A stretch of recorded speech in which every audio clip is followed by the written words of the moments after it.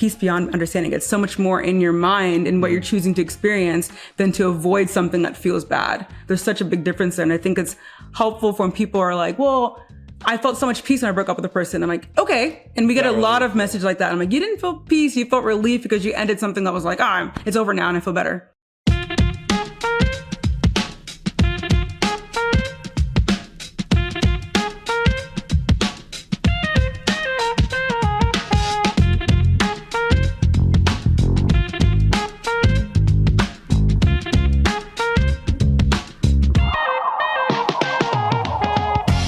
What's up, everybody? It's your boy JJ and Kate. Kateness. What's good? What's good, everybody? How are you? I'm good. We just had a great conversation. We literally just had the conversation. Now we're recording the intro for this episode. And I just feel like I learned so much. I'm like, that was so good. Did you learn more than you thought you would?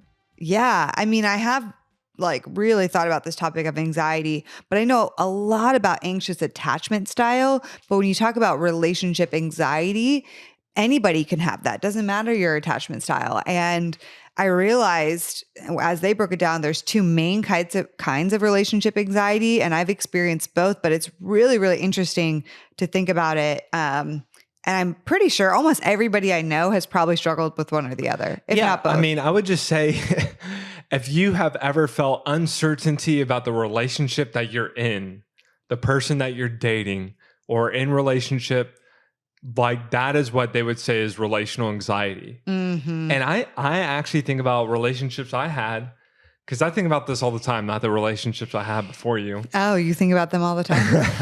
But I think about dating all the time. I'm like, I probably would not have said it was relational anxiety, but it totally was. Fear of commitment. But I misinterpret it sometimes as, well, I just have a lack of peace. Yeah. Oh, exactly. And we really dive into that today. Like, what is, quote, lack of peace? Right. And what is peace, really? And I broke up. And then I look backwards and I was like, that was the right decision. I'm like, but was it? Or was I just chasing relief? Right. Was I just feeling uncertain about the relationship? Not because of them, actually, but because of something on my end and my history and my trauma. Or your grass is greener, thinking about what you could maybe have that this person doesn't have. Totally. So did I really experience a lack of peace from God? Or am I just experiencing emotions of uncertainty due to my past? And it has nothing to do with this person in front of me. So good. So we can't wait to dive into this today. If you're watching this on YouTube, what's up, guys? If you've always listened to the podcast and never watched us, come and watch us. We have fun on air. Lovey jumps up. It's a lot of fun. We have a cooler podcast studio than we ever have before. Yeah, we do. It looks great. We have better lighting. Gosh, finally, we've got a new system going. I know. We went from like newbies to amateurs. Yeah, but we're still, we're still work in progress, but we got it. Okay. Hey, I'm part of the HRD community. I'm on the Facebook. What should I look out for? What's on the horizon? Is there any big events coming up in the fall and the winter? Yeah, there's two things. First of all, our Patreon community is killer. Tonight, actually, this is, recording this earlier. We have a matchmaking event. It's not tonight when you're listening to this, but it's tonight where I am in real time. And we love doing events in our Patreon community. And it's just been slow and steady, man. We have loved our Patreon family, like getting to know them, doing events with them, giving them amazing resources. And Patreon's also a way that you can support this podcast if this podcast has ever brought you some goodness in your life. Yeah, and the matchmaking events started out with like 20, 25, 40, 60, like 100. Like they have grown so much because I think they're just fun. They're encouraging. And maybe they kind of work too. I know. They kind of do work sometimes. I think we're obligated to pay for the wedding of the first. Okay, whoa. The first couple who gets married from the matchmaking. Well, I've had a match made a few years ago that they did get married. Oh, well, they missed out. From an old so the next couple matchmaking event. We'll pay for their wedding. Maybe. But come and check us out on Patreon, heartofdating.com/ It's gonna be at Dave and Buster's. Wait, no, it's not heartofdating.com. It's patreon.com/heartofdating. Yeah. And you could also get dating advice from us. People don't know this. We have a tier in there where you can get one-on-one coaching from JJ and I. That's at the top tier, but you can even submit a question to get our personal advice. That's also in a tier on Patreon. So come check it out. We'd love to have you. We got Camp HOD coming up. My guess is, because this episode's airing in about a month from now, my guess is we're probably going to have about 20 tickets left. Yeah, Right. I mean, we may have to cut this out if it's already sold out. Yeah. Which is like, I'm sorry, you guys got to jump on it. No, but we may have a few tickets left. If you want to check it out, it's going to be so fun. It's going to be different than anything we've done. We got the mentors on site. We got Jason Van Ruler, Barb Hill, Jesse Green. So we have some psychologists and counselors, and Jesse is like a revivalist, so who knows what's going to happen there. I'm so excited. I was thinking about this the other day and talking to someone. They're like, my sister's 35. She's still single. Do you guys have anything? I'm like, we have the perfect event. Yeah. Like, we really do. Imagine the past 15 years where she's just seen church announcements for young adults, young marriage retreats, which kids is great. retreat, like family retreats. Like, where's the retreat been for her? Yeah, exactly. I'm like, it's the perfect opportunity. So if that's you in a group of friends, please, we would love to have you. We get the fun master JJ in the details, in the weeds. You are not in the weeds, but you do come in with your fun ideas. Yeah, that's right. We're going to be in Asheville in the prime fall season with all the gorgeous leaves. And I just can't wait. I've never been to Asheville. It's the perfect time for the fall girlies to get those PSLs, those pumpkin spice lattes out. I know. Okay, well, we love you guys. Oh, and the website to join is heartofdating.com/. You guys are Camp resourceful. HOD. Camp HOD. They're resourceful. They'll find it. All right, love you guys.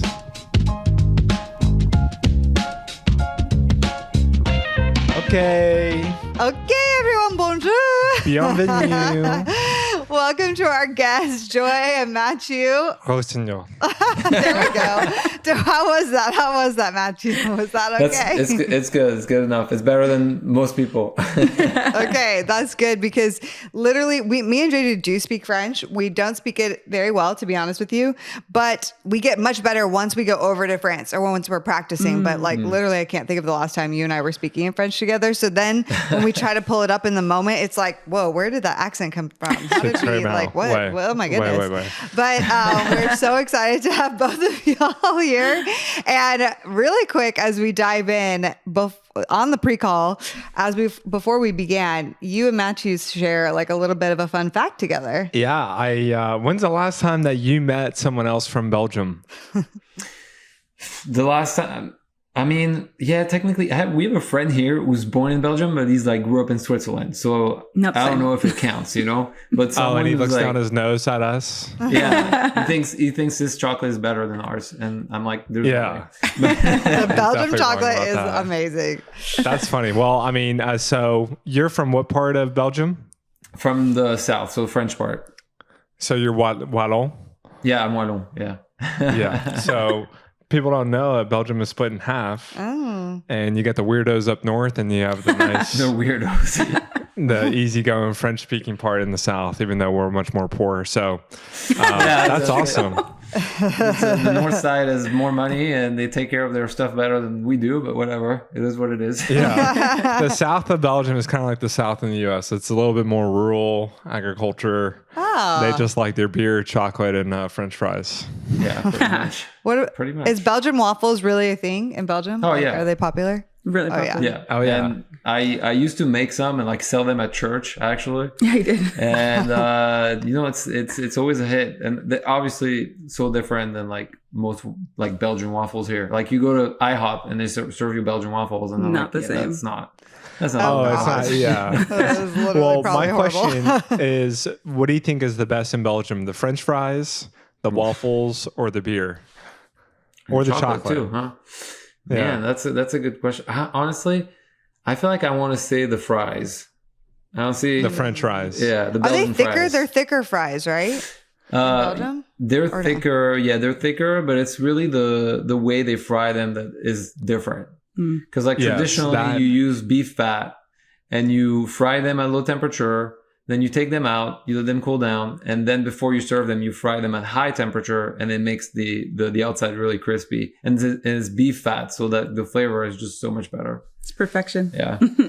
Man, I want some French fries right now. and the sauces. Like Yeah. the Belgians know they are like the sauce lords. We love sauces over Yeah. here. So JJ was born in Belgium. Why don't you tell them your fun fact? Because some people on the podcast don't even know that like you had a French accent growing up, blah, blah, blah. oh, I mean, you'll like this. So yeah, I was born in Charleroi and Hazenel. My parents were missionaries for like 25 years overseas. But when we moved over to the States, I was like only 5. So we didn't really know English as well. And so we had to learn our English, and we just had I don't want to say the worst French accents because I don't want to insult you, but we had really tough to understand French accents. And so we'd say, like, we'd grow up hunting and be like, Dad, can you hand me a boudet? Or Dad, can we go get some burgers? So, but I tell people all the time, I grew up in like small town Tennessee, West Tennessee. Like they made fun of the accent out of me. It was pretty They just brutal. make fun of you because they can't speak 2 languages. Yeah, that's exactly right. Yeah, so we dropped our French pretty quick after moving here, but super fun to know, man. Yeah, I know. That's so and random. Joy, how did you guys initially connect? Where are you from, Joy? I guess we've been talking so much about Belgium. I'm from nothing crazy. I'm from Nebraska. Like nothing to write home about. That's so different than Belgium. Very different for sure. We actually met in ministry school in California. So it's like a world, like, I don't know if you're Bethel, but there's like a ministry school there. Yeah, small church. Yep. Church in Yeah, just a California. really tiny, nobody knows about it kind of church. No, of course. Right. Yeah, we definitely know about Bethel. Okay, crazy. And you guys were in the school, right? Yeah. Yep. Okay. What years were you guys there? I did first year there, and then I lived there just for 1 year, and then he did it. Then during my second time, he was his first year. 2017. So 2017 through 2019. Yeah. Yeah. And then I left. Okay, cool. And then, yeah. Okay, very cool. My sister was there from like 2010 to 2014. Oh, wow. Oh, Okay. okay. So, Yeah. for us. Yeah, so cool. Amazing. Well, we're so excited to dive in today. And I love that I just discovered y'all and your resources, especially over on Instagram and probably and your podcast and so many places that you guys share your wisdom. Today, we're really going to dive into this hot take, which is if you don't have peace, break up immediately. And oh man, I love this topic because underneath it, it really is talking, we need to dissect, what really is peace. And like, if you're someone that struggles with anxiety, how do you really know if you have peace or not? And so I want to dive in and ask you guys a lot of questions about this. But first, just for the listeners, if you guys don't know this part of our story, so I've struggled with anxiety overall for many years, but specifically when it comes to love attachment, I have struggled with anxious attachment myself. Which if you don't know what that is, we have an episode all about attachment theory. So I'd definitely go check that out because otherwise we could talk about it this entire episode. But basically for me, there was a fear that like I was always looking for something maybe to be wrong or the person's energy to shift or to pull away from me. And anytime I noticed that, it would like fuel up my anxious attachment and I would do things to cope with that. I might come towards that person like JJ. I might come towards and try to prove myself.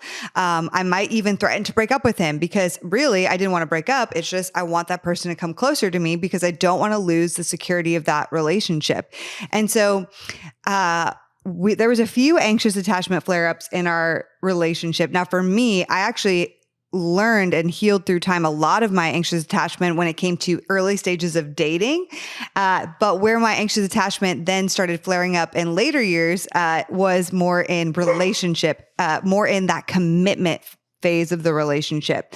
And so 6 months into dating, I had a little bit of a flare up. We can probably talk about that throughout today. But the biggest flare up that happened for me was 2 weeks before JJ proposed. I didn't know that he was proposing, but I knew that it was like happening maybe soonish because of some of our conversations that we had. 2 weeks before, I just had this like massive anxiety freak out. And all these questions in my mind started popping up because JJ and I are very different. We're very opposite in many ways. And I was starting to freak out like, oh my gosh, is this the right thing for me? Is this actually going to work? All these things. And so literally 2 weeks before we got married, I almost broke up with him, or not married, got engaged. I almost broke up with him.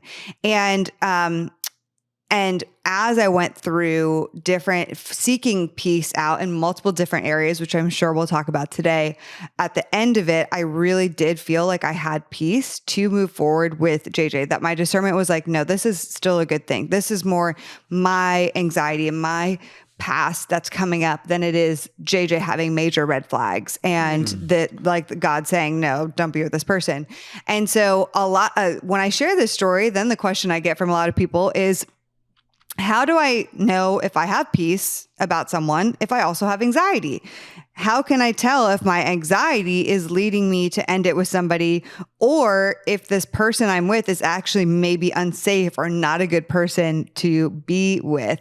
And I'm like, man, this is such a good question. I feel like it's nuanced. I don't even feel like fully equipped to answer that. So that's why we have you guys here today. Let's talk about this. So I want to start with one question, which is like, what is relationship anxiety and why does that happen so often to people? I know it's part of y'all's story too. Mm-hmm. Yeah. I think too, maybe we can, because it was so much in our story throughout our dating experience. Yeah. Like I thought we were breaking up multiple times. And so it was definitely a lot of torment, but just to put it in like very simple words, relationship anxiety is pretty much just having fear in your relationship that something like this isn't the right fit. And this can be with like a feeling that you have. This can be a thought that you have. It can show up in so many different ways, but there's something that you believe that is true about what you're feeling that makes you kind of question everything. Mm-hmm. And what's hard about that is that there's like this confliction of, I know I love my partner. Things were just fine. And suddenly it's not. And I don't know which one is right or wrong. What if it's discernment? What if it's my intuition? What if it's something that's God's voice leading me? Yeah, God's voice leading me out of this relationship. And so people get really confused at what they're supposed to listen to, which brings kind of this torment and just this, that's where the anxiety comes from, because it's a lot of confliction going on. Yeah. And for me, I feel like relationship anxiety can come from a lot of different things, and people we work with, like, either it's, just seeing their parents' marriage not being something they want to have, or just divorces all over the place, things like that. For me personally, unfortunately, it came from the church, where like I was part of a church who was like pretty cultish in Belgium, and it was what they were teaching, directly impacted my view on relationships and my beliefs on relationships. Like things like you can't make good decisions. You have to like always, it kind of like religious OCD kind of thing of like God needs to control every single thing, and you need to have confirmation for everything you do, making sure that, you're not doing anything wrong. Because if you make a wrong decision, you're gonna mess up, you're gonna miss on your calling or whatever it is. And when I started dating her, I started healing from that when I was actually in ministry school in California, because God called me out of the cultist church to get healing over there. Yeah. And that was hard. And relationships were a big part of that, where like God actually started walking me through like trusting myself and making decisions. But obviously I had a lot of anxiety when we were dating, and always questioning if like, is this really God? Like, is God okay with that? Do I really love her? Am I really attracted to her? Is this best for me? Is maybe there's someone better? Like all these questions that I had, and that was like relationship anxiety mixed up with religious OCD. Were you both experiencing that relational anxiety in different ways? Different ways, right? Because my anxiety came from, I had this self-worth thing of not believing that I was enough for a relationship, or not believing that I was worth pursuit. And so when he was questioning our relationship, I was like, oh my gosh, well, maybe he should be with somebody else. Maybe I am the problem. Exactly. Like I'm the problem. Exactly. Mm-hmm. Yeah. Like I remember I was just listening to one of your podcasts where you guys were sharing your story, and I think you were in Paris, wasn't it? When you were Mathieu was gonna ask you maybe to be his girlfriend, and so romantic. I know, it actually is romantic. Paris, so my favorite city. I'm like, yes. But Mathieu, you voiced like, oh, I'm having doubts, or whatever you voice, you can explain it probably better. And then Joy, you received that as, I mean, explain that moment maybe for us for a second, because I feel like that's a really hard situation that sometimes happens. I know I've been through that actually. Yeah. Yeah. Do you want to start? Yeah. We had been talking for a while at that time, and I happened to plan a trip to Europe, and he obviously is from Europe. So he was like showing me around and all of a sudden he planned this beautiful date. And I was like, oh my gosh, he's going to ask me to be his girlfriend for sure. Like, it's time, whatever. So I was feeling all the things. And so we had this original plan of, I guess he tried to reserve this like boat thing. I don't know, this boat dinner. It's like a restaurant on the water or on the river in Paris. On the sand. Yes. But it didn't work because apparently they had like another event planned. They booked the whole restaurant for an event, and I'm like waiting, and they're like, "Oh, we booked the whole thing. You should have received an email." I was like, "I received nothing." So I was like, "Okay, great. Let's find something else." Right. And so we found someplace else, but I was kind of like, "It's not a big deal." Like, I could tell he was a little bit in his head, but I was like, "It's not a big deal. Like, let's just find another place. It's fine." And then we had lunch somewhere else, which was beautiful. But as we were talking, he was telling me more of just like, I don't really know. Like, he said, I wanted to ask you to be my girlfriend. But now I don't know if this is like right. And I'm like, okay. I was like, what? Oh, awesome. I love that for me. And so it was confusing for me. Blame it on the cruise line. I was like, it's from them. Messed everything up. It was a sign. Yeah, probably what you're thinking. I don't know if I was thinking that. I think I also had like a lot of things going on in my head because it's weird because my body wanted to like bond with her. Like, I wanted to hold her hand and then hug her and all that. But then at the same time, I had the anxiety that was like, but I'm not sure about a relationship. And like, I shouldn't behave like a boyfriend if I'm not committed. Mm-hmm. And so there was this thing of this conflict in me that was like, I don't know. Yeah. Right. Overthinking but also at that time I was like, I want to be vulnerable. I don't want to like pretend that, oh yeah, like I love you so much. And so I don't know. It was weird. It was a weird like conflict that was happening.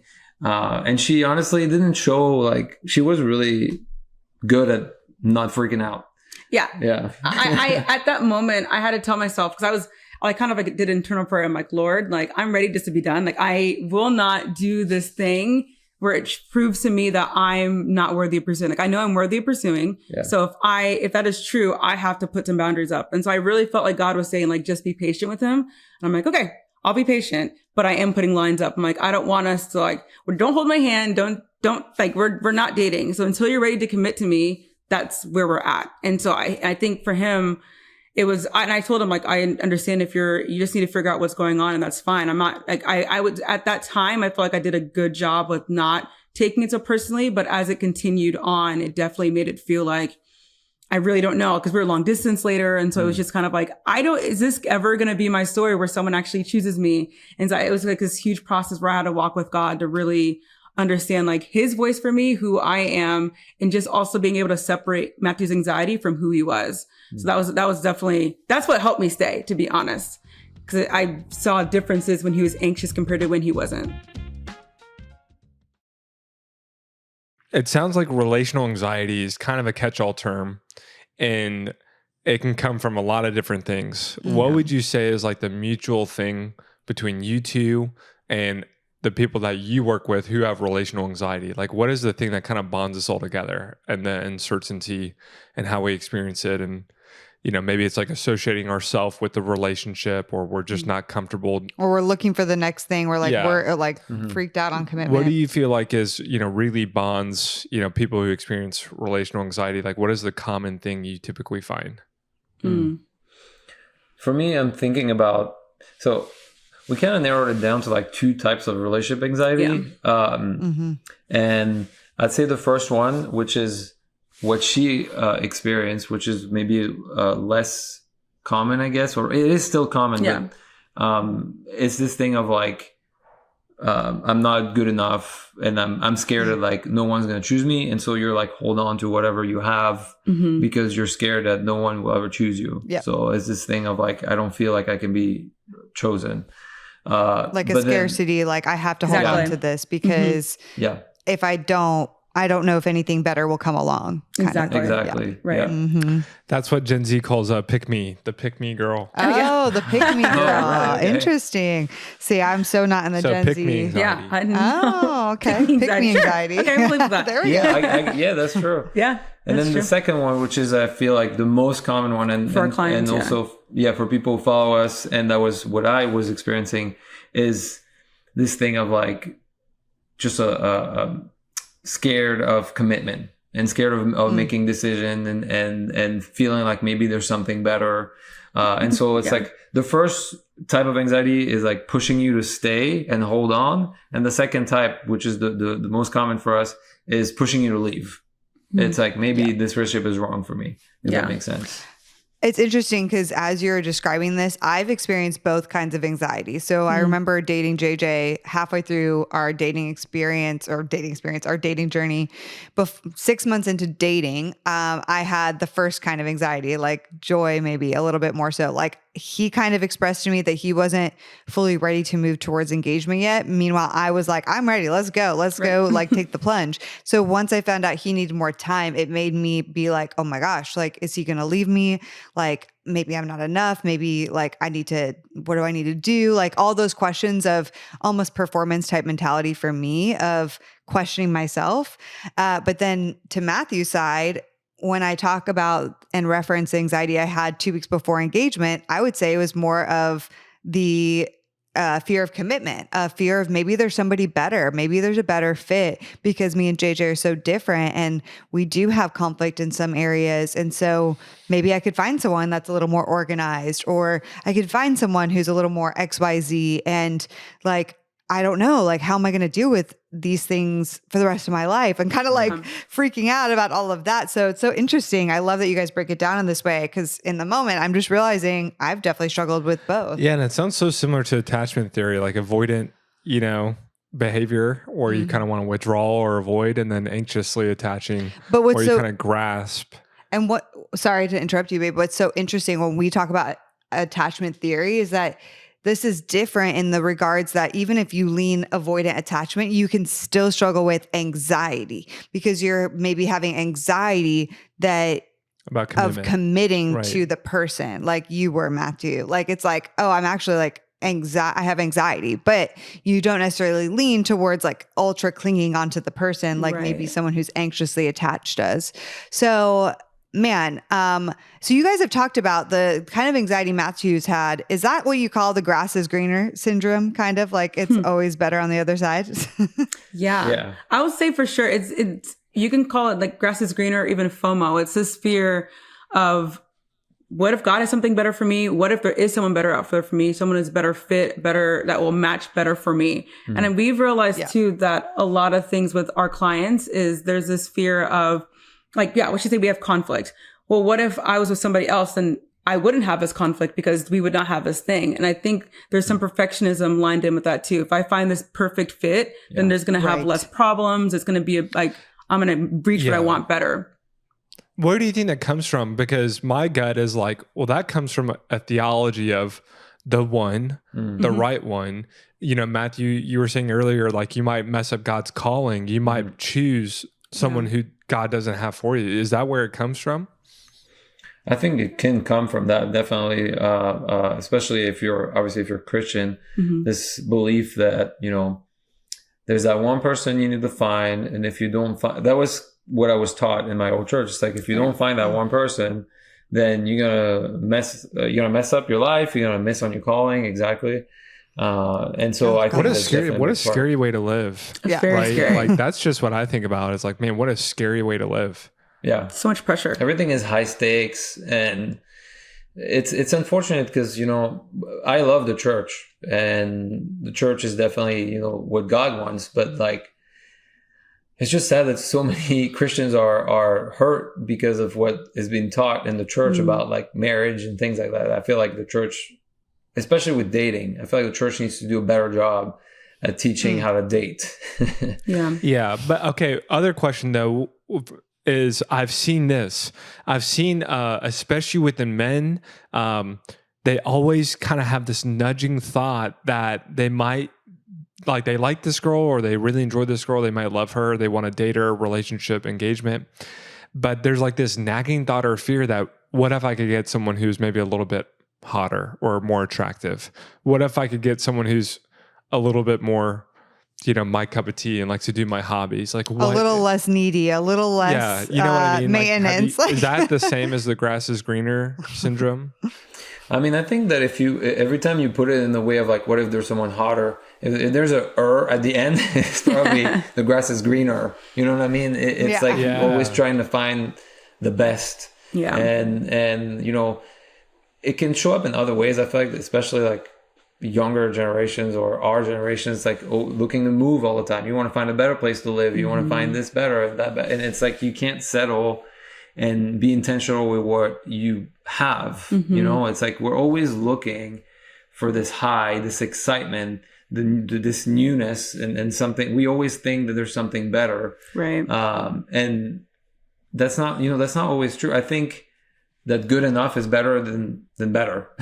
Yeah. Because it's like good enough is real. It's there. It's in front of you. And as much as like you're fantasizing about finding someone better, but you don't know that. You don't know actually if there's someone better. You're still fantasizing about something better, Sure. And I think that's the thing. If you can find the quote unquote perfect person, you're always going to find someone better if that's what you're looking for. Because if you're always chasing the feeling or chasing this next high of like, okay, I'm having all the butterflies, things are perfect right now, I'm feeling so good. Yeah. You can feel great for that for a while, and then it's going to naturally sustain itself and not be that way. And then you're like, well, this next person across the street like is giving me something, that same feeling again. And you're always chasing something, a high or this new thing, rather than actually settling what you have, being grateful for what you have, and just being like, this is actually great. But it's hard to do that when you're always on social media or you're comparing all the time if you're not careful. Yeah. I think that's the problem, where the comparison makes the biggest difference. Yeah. Yeah. So what do you guys recommend for somebody who is struggling through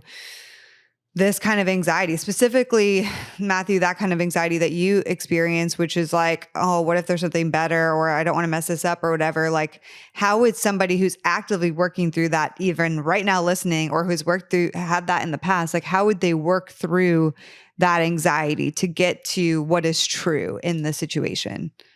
There's a lot of, I feel like there's definitely a lot of different things, but what we've realized the most common ways that we've been working with our clients is there's a mindset. I think if there's some sort of belief that you believe that is interfering with what you're having right now. So there's a lot of different range where this can come from. It can come from church. It can come from what you've seen from your family. It can come from all these things. But when you're in a relationship and things are going really well, then suddenly this thought comes into your mind of, sometimes people say it's God, right? It isn't, but they can feel like it's God, or they feel like it's a thought that comes to their mind of, it can be anything, but this thought is what brings all this frustration and fear and torment and all this stuff. And so when we're able to actually uncover what that belief, that core belief is, it starts to bring some freedom there of like, oh, this whole time I've been believing that God is going to be really mad at me if I don't find this perfect person. And so I need to find this perfect person. And I was like, well, God didn't say that. Where did that come from? Let's uncover where that lie came from in order to get some truth in there. Once we get some truth, it kind of brings a lot more freedom. And it's like that weight isn't as heavy as it once was. Yeah. Yeah.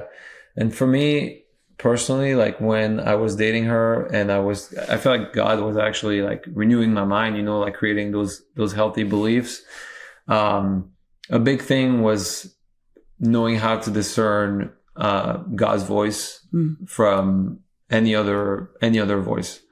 And one of the main things that I've learned was like, okay, what does God's voice sound like? What does it align with? And so I was able to like make the difference of like, okay, if it sounds like doubts, if it sounds like confusion, if it sounds like fear, it's not God. Because God aligns with faith, He aligns with hope, He aligns with love, with joy, with peace. And because He's not a God of confusion, He's not a God that brings doubts and fear. That's completely opposite. The opposite of who He is. And so that was really helpful for me, because even when I had anxiety, I had to keep reminding myself like, okay, this is not God's voice. even though it's trying to sound like God's voice, Mm-hmm. anxiety is trying to be like, oh no, like she's wrong for you. She's not the right person. Like maybe there's someone better. She doesn't fit your calling, or whatever that voice is saying. I was like, okay, that's not the voice of God. And it's not like, I don't want to live my life listening to doubts. I don't want to live my life listening to fear. Like those are not good voices to make decisions. Like Right. you don't want to make a decision based on fear. For me, anytime there's fear in an area of our lives, that means that there's a lie attached to it. Right. And we need to address what that lie is and figure out what the truth is. So I have a question. Because first question would be like, when you're trying to discern God's voice, it almost sounds like there's a binary. Is this positive or is this a negative thought? If it's positive, then it can be God. It might not, but it can be. And if it's negative, it's definitely not God. Now, is that how you would maybe decipher it up front? You're having a doubt and you're thinking, this doubt must be from God. This is the Holy Spirit intuition telling me, don't be with this person. Right. But if a doubt isn't how the Lord speaks, then this can't really be. Or can God speak through doubts, or can he speak through questions? Like, can you walk me through a little bit, like another layer deeper of how that might be experienced? It's really good. Yeah, I mean, I think God can definitely speak to us through questions, because he's done that with me. But it's never a question that's going to bring anxiety or that's going to bring fear. To be honest, for me personally, in my experience, when God brought a question to me, it actually like brought a lot of clarity and a lot of peace, and direction. Like it felt pretty clear. And that's kind of like how I've been able to make a difference in my life, with that. Because that's the thing. The trap is like thinking that God can be hidden in the anxiety or things like that. When in reality, like anxiety is this filter where like when you're anxious, you can't really listen to what God is saying, because God, that's what the Bible says too, is that God is a whisper. So the only way you can hear a whisper is when you're in the peace and quiet. If you're in the middle of a storm, it's going to be really hard to listen to that whisper. And that's what anxiety is. Anxiety is this storm, is this super loud voice that's like trying to get you to do something. There's like this sense of pressure and urgency, and sometimes shame and guilt. Like the anxiety just has so many like layers. And if it sounds like that, it's not, I believe strongly that it's not God, because it's not part of his kingdom. I have a question too for you, Joy, in some of the anxiety that you've struggled with, because I have, and let's say, for example, the middle of our relationship, when I was getting that anxiety, some of that was coming from, for me, I have been in more toxic relationships in the past with guys who were truly unsafe. And so I didn't see that up front, and I still, got into a relationship with them and, was in one very profoundly abusive relationship years ago. And so after that, it kind of leaves you a little bit questioning of like, okay, when I have anxiety and I'm trying to perform, or I don't want them to leave me, is this because this person is unsafe, or is this my anxiety and I need to push through that? And so I would love to hear if you wrestled with that at all, or if you work with clients that have that same experience, for especially people who struggle with like, I was in a really bad relationship in the past. Right. For sure. And that was my first relationship. Was, I would say, more emotionally abusive. Like there was definitely like manipulation and jealousy and all the stuff, which I stayed in that relationship for a lot longer than I needed to, but I was also 18. It was very confusing. And so when that ended, I think there were things in the beginning that showed up for like, Mathieu just wasn't a jealous person, and which is good, but I was used to jealousy meaning that like, okay, you like me, or like you want me or whatever. And so when he wasn't doing that, I was kind of like, do you even care about me? Like, this is so weird or whatever. And I was it was a lot of relearning. But I think for a lot of like clients that I work with, you can feel a lot of things in your body when you're holding trauma. And I think that the more that we're aware of that, the more we can realize like what we're experiencing physically could be a response for our own stuff. It may not be the relationship at all. And that's the really importance when you have to look at the fruit of the relationship. Like, is this person producing good fruit? Is this person a good person? If my best friend or my future daughter was dating somebody like this, would I be okay with this? Because that's like a good like indicator of this is probably a really good relationship, but I'm freaking out because feel like this feels just maybe I'm used to something toxic and this feels so steady and this feels weird. And I don't really know if this is right or wrong. And so there's a lot of like confusion that can come up when you're in an abusive relationship to something that's safe. You have to relearn a lot of things of what a healthy relationship looks like. And that can bring anxiety, which brings confusion of, is this normal or is this not normal? So with the first question you should ask is, and try to figure out, is this really about the relationship in front of me? Or is this about a relationship in my past? Yeah. For sure. Right. I think that's and a good just like, indicator. would that be ground zero, like to start? I would say, yes, I think it's good just to look and see if there aren't any red flags, that already is a pretty good sign. Like, then it might not be the relationship. It might be me. Yeah. And then if it's me, then I can work on my stuff. And also this thing of, is my anxiety hyper focusing on something that really isn't that important? Like, we have a lot of clients bringing up and saying like, oh, we're so different. We like different things. Is that a bad thing? It's like the sense of humor is different. Is that a bad thing? I'm like, that is such a little thing in the sense of like a grand scheme of a relationship, but it makes it feel so real because that's what anxiety is focusing on.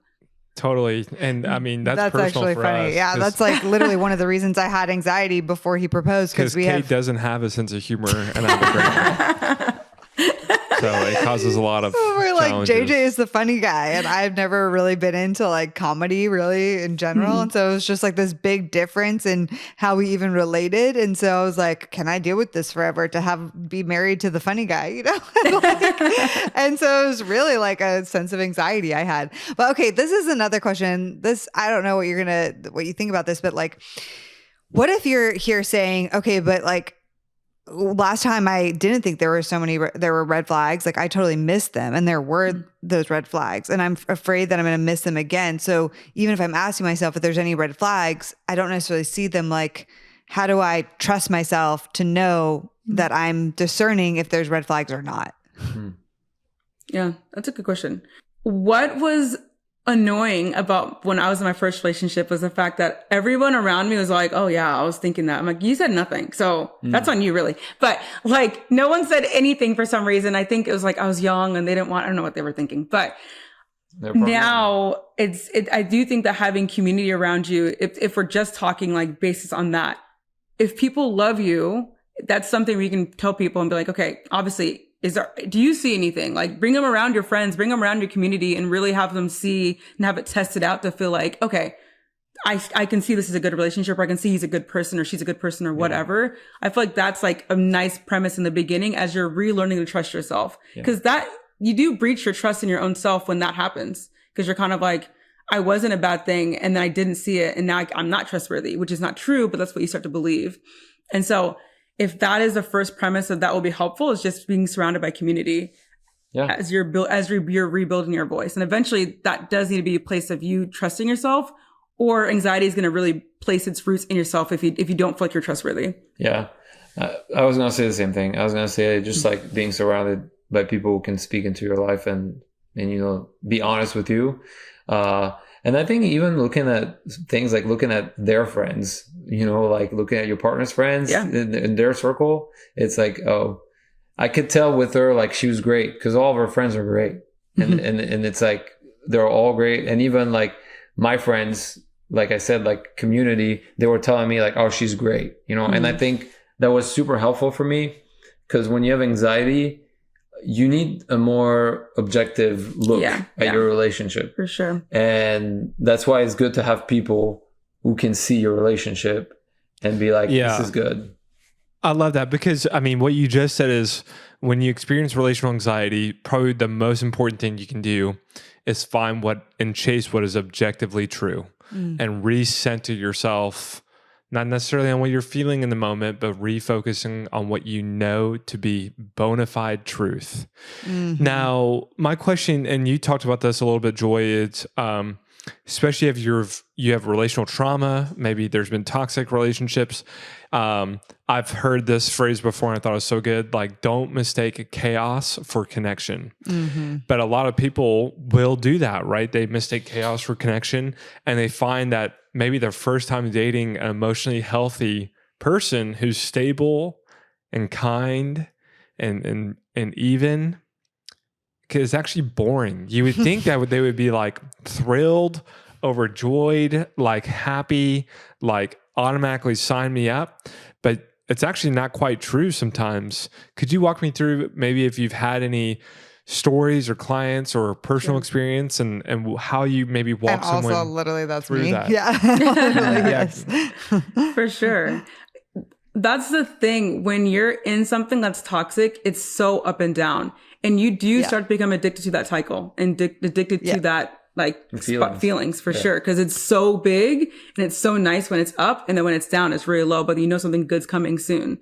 And so when you're addicted to something like that, and then you're with somebody who doesn't give you any levels, you know what I mean? It's just consistent all the time. It's a mind shift, we'll say. Cause there is if you're addicted to something and then you're with something that's completely different, but you're not getting the ups and downs, and you're kind of like, well, something's wrong. I'm not getting these intense feelings from you. So like, therefore, like, this isn't right. And I'd rather go to something that's more familiar, even if it's toxic, compared to something that's so new, but feels very steady and normal. And so there is this like, it's weird to relearn, because I think there's like, you don't know you're addicted to something until you're out of it. Obviously, unless it's like, some things you're calling out of it, but you're really not knowing you're addicted to this toxic cycle until you're hit straight to the face of something where it's like, well, nothing is wrong with this relationship, but something must be wrong because I'm not feeling. Yeah. You're so focused on your feelings rather than looking objectively at the relationship of like, this is overall good. Like if I had to write a list down, this person does check those boxes. And this, if I'm looking at what I'm actually wanting for a future relationship, this person really does match with those things. This other person probably didn't, but you had really good feelings and probably had really good emotions and whatever when it was good, but that doesn't match with what you're actually wanting for the future. And so I think it's having to take that step back to actually look at yourself and be like, okay, what you had in this past relationship didn't work. You guys broke up, right? Like at the end of the day, you guys are not together for whatever reason. Maybe there's a reason why you're not. You're in this now. It's okay that it's different. It's probably good that it's different, especially since what you were in before was so bad and so toxic, right? Yeah. I see that a lot, I feel, but in today's society, I feel like people are addicted to feelings. Like we're all chasing feelings in one way or another.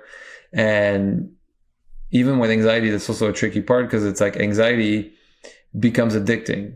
So it's hard for people to not feel anxiety, because it becomes their new normal, because they're used to it all the time.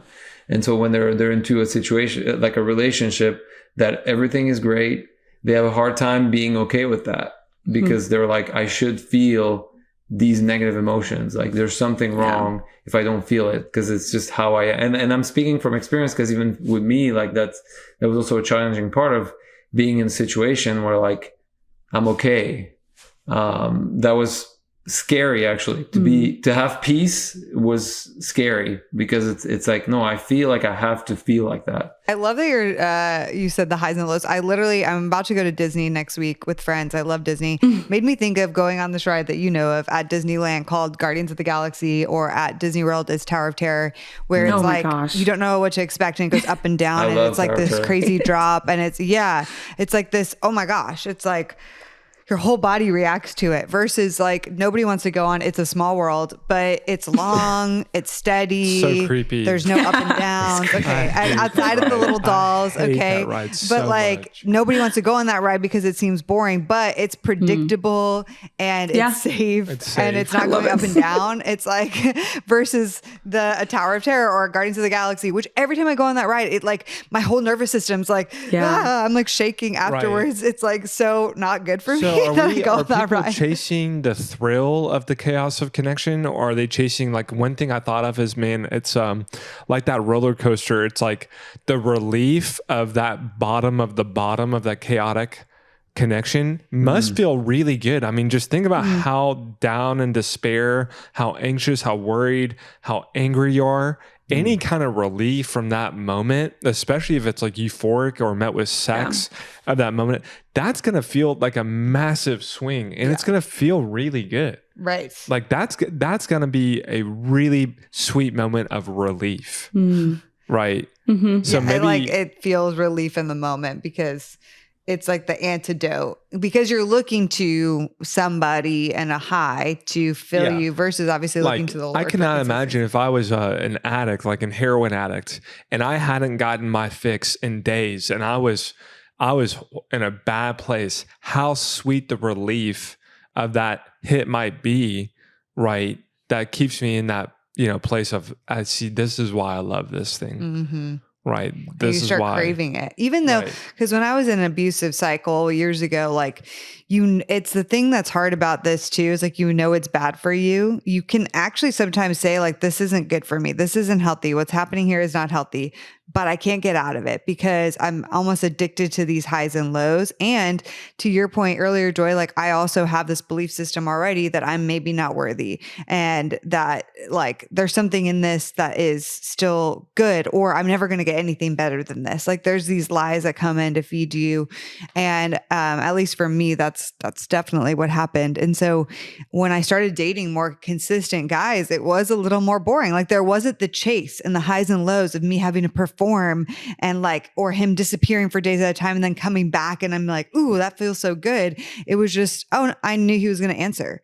Like it literally, we didn't even play these texting games when we were dating. Like it wasn't like I texted him, he had to wait 4 hours, text back, or vice versa. It's like if he was available, he just texted back. If I was available, I text back. And almost like that can seem boring because it's just steady and consistent. I mean, I hear so many, especially girls, saying, gosh, he just like so consistently messages me. And like, it's kind of weird. Like, I just feel like, why is he so into me? And I'm like, no, maybe he's just like consistent, like maybe he's just like steady and he like wants to pursue you. And that sounds pretty good to me.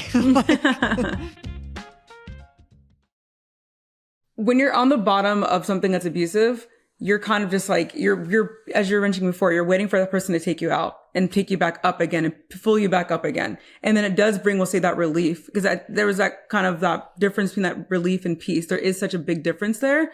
And when you're in something that's bad, or if you're in something, I was thinking of this example of, let's just say your boss calls you in to work and like, hey, we need to talk. And you're thinking like, oh my gosh, like, I don't know, maybe they found out about something I did and I'm really freaking out. I'm going to get fired. And then they're like, hey, by the way, you did a really good job today. I just wanted to commend you for that. And then you're like, you feel this relief of like, oh, okay. Like I avoided something that could have been bad but it ended up being fine. And it's like this relief. And a lot of times when you're in this toxic thing, it's kind of just like, you're waiting for the person to text you back. Like, oh my gosh, I haven't heard from them for days or whatever. And you finally get a text. You're like, oh, okay. They still love me. Like they still want me. I'm still chosen. And then you have amnesia about the process of what just happened. Like for sure. That literally so forget strong. about it. Yeah. 100%. And it's so different. And I think a lot of times when people are in relationship anxiety, they have this thought of, I would rather just break up than to experience this torment. Like then they get relief and it's like, see, I felt peace. And so I feel better. And it's like, you didn't feel peace. You feel relief because this bad thing that you're experiencing is gone now. That's not the same thing because it's going to happen again in another relationship if you don't deal with your stuff. That's just real.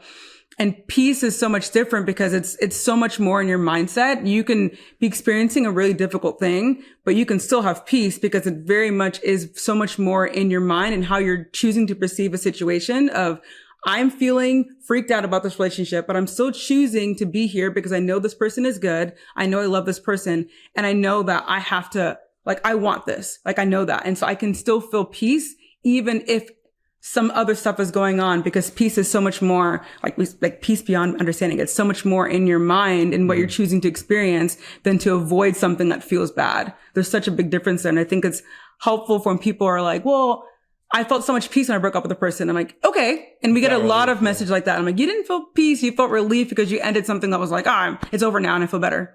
Yeah. Okay. So that is such a good point. Yeah. So good. You felt relief, not peace. Now, walk me through and back to the hot take and the backbone of the episode. So if I don't have peace, should I break up immediately? What does that peace look like versus am I just looking for relief? And what's the difference of the two? And how do I kind of distinguish that? It's just, and I really want to hone in, like you guys have been dating for 6 months. You've been dating for 3 months. Kate's 2 weeks away from, engagement with me. Like, when should I actually pull the trigger and break up? Because it is an absence of peace. I think for me personally, I feel like peace is or should be the baseline for everyone. Like, everyone should walk around with peace. So when you don't have peace, that means that it's clouded by something. In this case, it's anxiety. And you need to address that. You need to address the anxiety. Relief, it can come from avoidance, obviously, and that's a lot of people that work with us. They're like, okay, they say, I don't have peace about this relationship. We're going to take a break. I'm going to work on myself. And then guess what? They take a break and they feel so much better. Well, it's because you're avoiding addressing the anxiety. It's not because there's no peace. The thing is that the peace can always be there, but it's because there's something else that comes and that you are not facing. And to be honest, it's coming up because you're in a relationship. So when you're not in one, you feel better. You feel relief. And you're like, oh, I feel peace. So peace, I think, is not as much of a feeling as it is a state of mind, if that makes sense.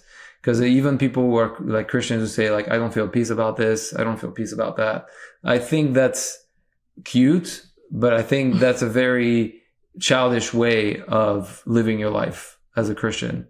Because so many people in the Bible were called to do things that they did not have peace about. Yeah. Like, literally, like, the promised land was filled with enemies. And that's the promised land. And the peace is, the thing is that the peace was there because God was with them. The peace was always there. But some of them, or most of them, a couple of them were like, no, it's fine. We'll be okay. We'll go there. We'll conquer the promised land.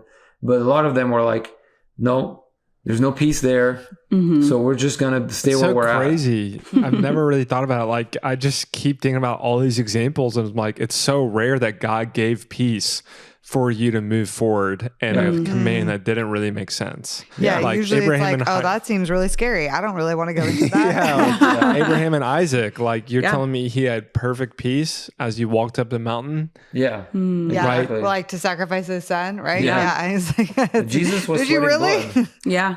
Right. Yeah, there Jesus you go. was That doesn't blood. sound very peaceful. No. Totally. So imagine if he was chasing relief, he could have been like, "Oh, I'm not going to the cross. I'm gonna feel, I don't feel God on it, so I'm gonna move on." That's Whoa, yeah. Wow, this is really, really good.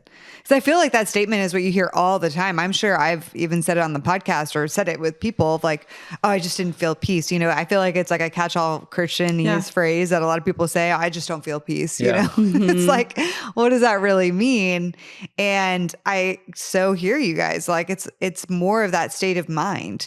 And usually when we have anxiety, if we have anxiety, we're saying, oh, it's not peace. Like, if there's anxiety there, instead of saying, no, God gives us peace at all times, we have to choose to come to terms with the peace that he gives us.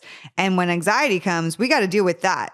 If we deal with anxiety and then we no longer have anxiety, but something still feels off in our relationship, then maybe our relationship isn't right.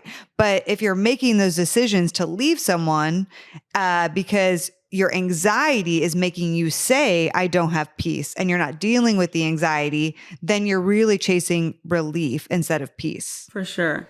That's something we always say to our clients of, we do not make decisions when we're anxious. We can't. Like, you're never going to make a good decision that way. And not all of our clients end up staying in their partner. Like, that's not the purpose of what we do. What we're wanting people to do is to figure out clear out the anxiety first and figure out what's going on with you. And then you can make a sound decision. And if it feels like it's not where you want to be, that's totally fine. But if it feels like that's where you want, then stay in it. Right. Because it's not ignore the anxiety. It's not suppress it. It's not just discard it. It's let's go deep diving. Like, let's see where this is coming from. Let's get back to a place of grounded in reality and peace. and then make a decision. Mm-hmm. And what I love about it is it really does sound like it just reduces the ability to make really bad decisions just led by feelings, right? And we just get back to a place where objective truth really does matter, where God lives in reality, and then we're making decisions. And I love it too, because and you guys come from Bethel, right? Like probably the most pervasive of like the spiritually ambiguous kind of like, I feel this, I feel this, I feel this, and I love the fact that it kind of reduces it a little bit more objectively. Like they're a great person who really does love God. My community thinks really highly of them. Like they are who they say they are. And whether I have anxiety or not, I'm coming back to reality, which is they are an awesome person.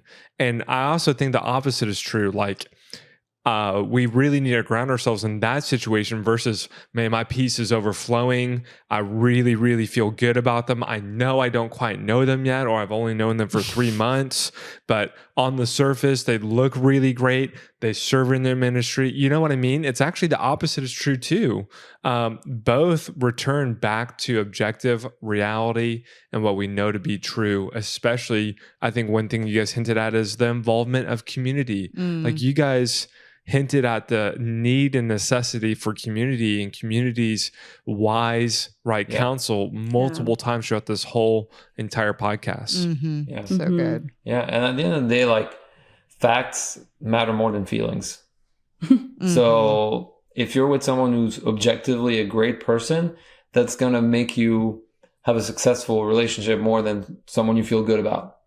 Right. Because we know so many people like in ministry school, sadly, who had met this person and it was so great. And, they're going to tell you like, oh, like I have so much peace. Holy Spirit. And they're so totally. so prophetic. They can hear God's voice so well. Oh, they're so amazing. And then they like, to be honest, like some of them got married like within a month of meeting each other, which is crazy. And then a couple of years later, you learn that they're divorced. Yeah. And it's like, oh. Yeah. Can I ask you guys a personal question? Do you guys feel like, now that Bethel was a little bit more in your rear view mirror, almost 5-10 years ago, do you guys feel like you're a little bit more pragmatic and objective about how you date the person you choose, and it's a little bit less looking for signs or feelings and a little bit more of just like grounding yourself in the facts, like this is a godly person who said that they are, and it is a decision at the end of the day. Could you walk me through maybe a little bit more vulnerably how that story looked like for you guys? Because I definitely came from a charismatic background too as well. Yeah. I'll get some strong opinions. I'm sure. You go ahead, and I'll say it for me. So, what's funny is that when you go to Bethel, obviously Bethel get a lot of criticism, and I've even been going on a mission trip where other Christians came and had a hidden camera, and they try to like get me because they were against Bethel. So it's on YouTube. There's a video of me where they're trying to prove me wrong, and I'm like not understanding what's happening. And that's interesting. And the thing is, Bethel, when you go there, you feel like it's all about like feelings, and it's all about like the experience, and like, oh, we're here to experience God and feeling God and all that. Yeah. But like for me, like their theology and what I learned there was nothing about that. Like they were not about feelings. They're not about like the experience. That's what people get when they go there. But if you are actually there to learn like wisdom and all that, like I feel like that's where I've learned the most in my life as a Christian, to not actually follow feelings. It's so interesting, this thing of like, you look at people there and you see that, but at the same time, like when you listen to Bill Johnson and Chris Vallotton or whatever, they have actually so much wisdom. Yeah. And it's not about the feelings. Yeah, for sure. And Matthew was actually the only person that I ended up dating in that whole experience, which thankfully there was people I was like talking to, and looking back didn't even make sense. But going back, if I would go back now, and like I could zoom back from like 5 years ago, I'm like, okay, Joy, like this is what you need to be doing. Because everyone is very much about like, you want that story. Like everyone there is kind of like a FOMO experience of, oh my gosh, like then like I felt like Holy Spirit was really speaking here and blah, blah. And then like this crazy story, like it's this beautiful, like laid out story. I'm like, oh my gosh, like that's the story you want. Yeah. But then like you still have to do the work to sustain what you felt. You know what I mean? And I think that that's the problem where people they're looking for this experience and this crazy feeling and like God to say all this stuff. God can tell you whatever he wants, but if you don't do the work to sustain the word that he's given you, then it's just not going to fall flat. Like that's not what works, That's so true. you know? And I think that even when people are saying like, I don't feel peace, I don't feel God, I don't feel whatever, take that away for 1 second. Let's just say God said yes to this relationship. You still, at the end of the day, are the person who's marrying that person who has to put in all the work to make that relationship as solid as what you want it to be. Soulmates are not like found, they're created. And I think that's something we always emphasize because people are looking for like, if I find my soulmate, then this feeling is going to be great and everything's going to be perfect. Our marriage is going to be great. We're going to have zero conflicts. We're going to have perfect babies. Like everything's going to be great. And I'm like, that is so far from the truth. Every marriage that we've experienced that's good has had a lot of like hard, like life has happened, but they've had to stay together and like fight together and really make it work. And so I think if you see, this is why I think it's helpful to surround yourself with healthy marriages that have been lasted for years to see what have they been doing that actually stayed, like made them stay where it's at. Cause you very rarely will hear anybody say, oh, well, God told me and that's why we're here. Like, okay. That's not it, you know? Yeah, like they're just so perfect. Like you might hear in dating, I always say also even as we coach people, like if up until engagement, it's like if you don't know at least some of their flaws and you can't tell me at least some of the flaws that you see in this person because they're not a perfect person. If you're just like, they're perfect, there's nothing wrong with them, they're amazing. I'm like, now I have red flags for you. Like now I'm saying this is not okay because like if that's what you think, then when you get married through time, like there's no way that feeling of seeing them perfect and that they're everything is going to sustain. It's just impossible. Like no human person was created to maintain that feeling for you and sustain that for you. Say all the time, we're broken people. You should absolutely have a great idea of what their strengths are, what you love about them, right? Their light. And you should absolutely know what are their core character flaws. Mm-hmm. What are they just not good at? And what are they working on? You know, and more importantly, are they committed to growing and working on that? Yeah. And if you can't answer the second half of that, then I would say you really don't know them, and you should not get married because you have no idea what you're signing up for. Like even if God did highlight this person to you, don't rush it. Like still try to figure out those things. Exactly. Like it's so important. It's so important. For sure. Well, you guys, we could continue talking about this so long, but this has been so good. I've learned a lot. I've really enjoyed y'all. And thank you for being so vulnerable throughout today and especially at the end. If our people could connect with you, where can they do that to find out more? Because I know we got some anxiety people listening that are like, well, where do we find your stuff? Yeah. Honestly, the best place is honestly probably our Instagram. It's my name, but both of us. At Joy and Rossignol. I think there's probably a link. I don't know, but that's probably the best place to connect. And then we have like links in our podcast as well, which is called Connected and Committed. Those are the two probably biggest resources. If they want to like find more about us, that's probably the best way to find it. I love it. Amazing. Thank you guys. You guys, thank you so much. Of course. No, we've loved being here. This is really fun. The Heart of Dating podcast is created by Kate and JJ Tomlin. Shout out to our epic audio and video editor, Scott Caro. We have an amazing Heart of Dating team who helps bring this show to you each week. I want to shout out Kelsey Napier, our Heart of Dating digital marketing coordinator, and Elena Gibson, our brand and community manager. We couldn't do it without them. Now, if you guys have never ranked us or reviewed us on iTunes or Spotify, would you consider doing that? It would mean so much because our podcast can get more discovered and more people can learn how to better date as Christians. Don't we all want that? We launch our podcast each and every week on Wednesdays, so we will see you next week.